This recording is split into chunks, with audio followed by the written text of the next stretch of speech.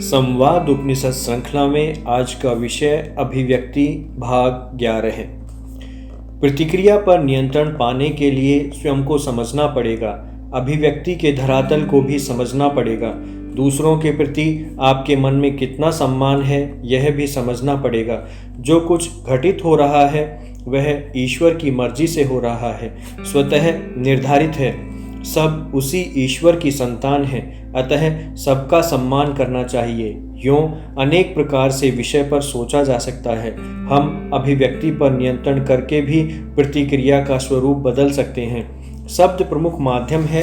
शब्द बुद्धि से उत्पन्न नहीं होता, इसका स्वतंत्र निर्माण होता है, बुद्धि इसमें जुड़ जाती है। अतः शब्द का नियंत्रण सबसे श्रेष्ठ मार्ग है प्रतिक्रिया निरोध का।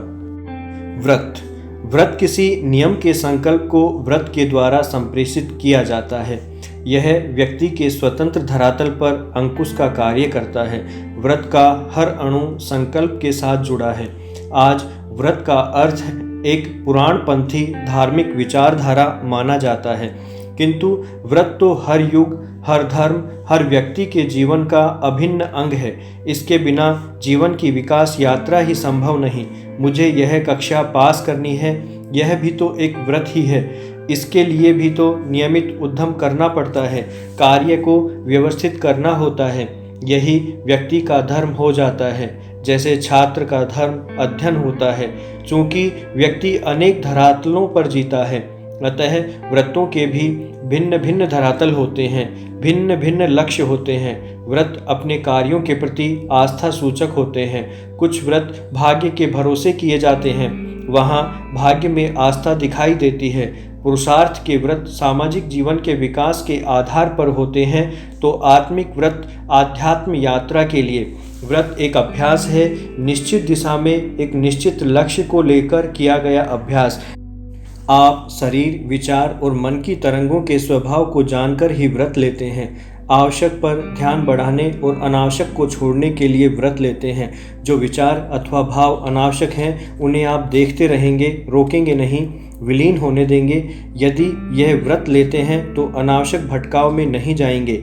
व्रत का संकल्प ही व्यक्ति को भागदौड़ के जीवन में कुछ रुककर सोचने का अवसर प्रदान करता है। इसी में से जीवन के प्रति नया दृष्टिकोण बनता है, मन में नई प्रेरणा और उत्साह का स्फुरण होता है। वह अच्छे बुरे और सही गलत का भेद करने की सोचता है। जिसका जीवन संघर्ष में रहा हो वह जल्दी गंभीर हो जाता है, जीवन की वास्तविकता को पहचानने लगता है। जीवन का संघर्ष ही उसे उदारमना बनाता है।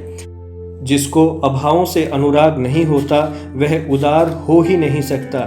सुविधा युक्त जीवन जीने वाला छोटी सी मुसीबत में हाथ खड़े कर देता है, स्वाभाविक दृष्टि से उखड़ता दिखाई पड़ता है।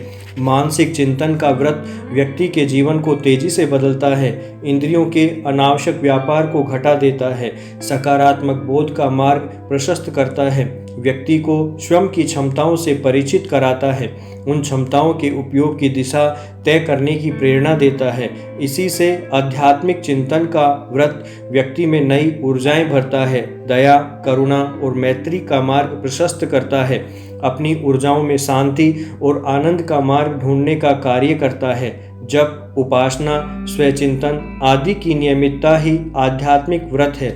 सबसे बड़ी बात यह है कि व्रत यदि विवेकपूर्ण ढंग से किया जाए, नियमित किया जाए, तो व्यक्ति की स्वयं में आस्था पैदा होने लगती है, उसका आत्मविश्वास जागृत होता है, भय दूर होने लगते हैं। स्वयं के प्रति, कर्म के प्रति आस्था के सहारे वह जीवन संघर्षों को सहजता से झेल सकता है, परिस्थितियों के अनुकूल ज्ञान का उपयोग करना सीख लेता है, निरंतर विकास के पथ पर अग्रसर होता रहता है।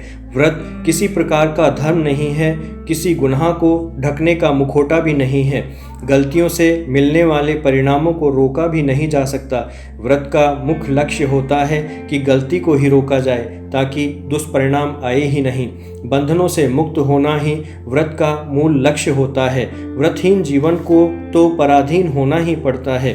तनाव भी संप्रेषण का माध्यम है, उससे हमारी अस्वस्थ मानसिकता संप्रेषित होती है।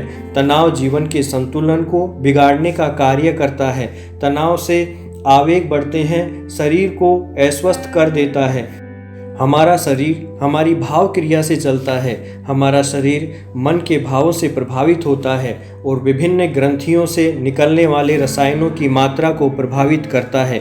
ये रसायन हमारे शरीर निर्माण में असंतुलन पैदा करते हैं और बीमारियां घर करने लग जाती हैं। जैसे क्रोध आने पर शरीर में तनाव आता है, धड़कन तेज हो जाती है, श्वास फूलने लगता है, रक्त का प्रवाह तेज हो जाता है। यह विकृति ही है।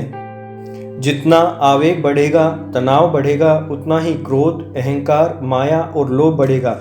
जैन दर्शन में इनको कषाय कहते हैं। कषाय जीवन को बढ़ावा देते हैं। सभी शारीरिक और मानसिक पीड़ाओं का उद्भव तनाव से होता है। तनाव भरा मन सदा अशांत रहता है। मूल में वह व्यक्ति का अज्ञान होता है। वैसे तो भोजन और दिनचर्या भी तनाव के कारण बन जाते हैं। दोषयुक्त भोजन से अनेक बीमारियां उत्पन्न होती हैं। अतः खाना पीना सोना सभी का इस दृष्टि से महत्व है। कई प्रकार की व्याधियों का नियंत्रण हम अपनी चर्या और भोजन के माध्यम से भी कर सकते हैं। इसी प्रकार हमारे जीवन में अनेक प्रकार के विरोधाभास चलते रहते हैं। इस कारण भी तनाव पैदा होते हैं। वस्तु स्थिति को नहीं समझ सकने के कारण भी हम कष्ट में पड़ जाते हैं। दूसरों का उपहास करके भी हम अनेक प्रकार के विचारों को संरक्षण देते हैं, उनका पोषण करते हैं, जबकि स्वयं के विचारों का कभी आकलन तक नहीं करते। प्रवृत्ति स्वयं अनेक तनाव का कारण बनती है। कार्य के प्रति दृष्टिकोण तथा परिणाम व्यक्ति को तनाव की ओर खींचते हैं। आवश्यकता की पूर्ति के लिए प्रवृत्ति भी आवश्यक है। प्रवृत्ति हो और तनाव मुक्त भी रह सकें, इसके लिए निवृत्ति का अभ्यास आवश्यक है। मन होने का अभ्यास तनाव से मुक्ति देता है। व्यक्ति अमन चैन से जी सकता है। अनावश्यक कार्य भी तनाव बढ़ाते हैं। अनावश्यक कर्म हो, वचन हो, खाना पीना हो, संग्रह हो या अन्य कुछ भी हो, अधीरता भी तनाव पैदा करती है। नकारात्मक भाव भी तनाव पैदा करते हैं। कार्य करने से पूर्व भी तनाव, कार्य करते समय भी तनाव और कार्य समाप्ति के बाद भी तनाव। नकारात्मक भाव और कार्यों के साथ उत्पन्न होती आशंकाएं भी अनेक प्रकार के तनाव बनाए रखती हैं। तनाव मुक्त होने का प्रमुख सूत्र है सुख का चिंतन। दृष्टि को सुख पर टिकाने का अर्थ होगा अपने सुख को सही अर्थों में समझना। किस कार्य, वस्तु अथवा व्यक्ति से सुख मिलता है, उसके साथ जीवन को जोड़े रखना। जिससे सुख घटे उसे छोड़ देना। सुख परिणाम भेदी होता है। जिस कार्य का परिणाम सुख वही करने योग्य है। जिस कार्य के परिणाम के साथ दुख की अनुभूति जुड़ी हो वह करणीय नहीं है। सुख के चिंतन में शरीर का सुख और फिर मन का सुख दिखाई पड़ेगा।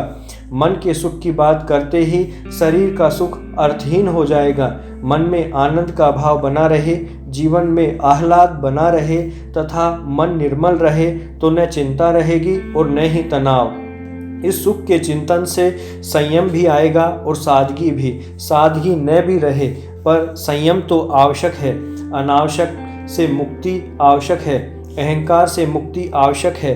अध्यात्म यात्रा आवश्यक है। जैसे जैसे भाव निर्मल होंगे आचार बदलता जाएगा, शरीर भी निर्मल होता जाएगा, आवेग घटते जाएंगे।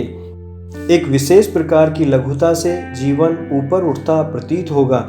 आज की जीवन शैली तनाव युक्त है। हर क्षेत्र में, हर कार्य में तरह तरह के तनाव से व्यक्ति जूझ रहा है। नई जीवन शैली, नई संस्कृति में प्रवेश, बिना लक्ष्य का जीवन, स्वयं में सिमटती जिंदगी जैसे विकट मुद्दों ने व्यक्ति के चारों ओर तनावों का जाल बिछा दिया है। हम कुछ क्षण प्रतिदिन चिंतन के लिए निकालें, तनाव के कारणों की तलाश करें और उनसे मुक्त रहने का अभ्यास करें। संकल्पवान बने, जो भी कार्य लक्ष्य से दूर ले जाएं उसे छोड़ दें। धीरे धीरे यह चिंतन जीवन में आनंद भर देता है, तनाव के द्वार बंद कर देता है।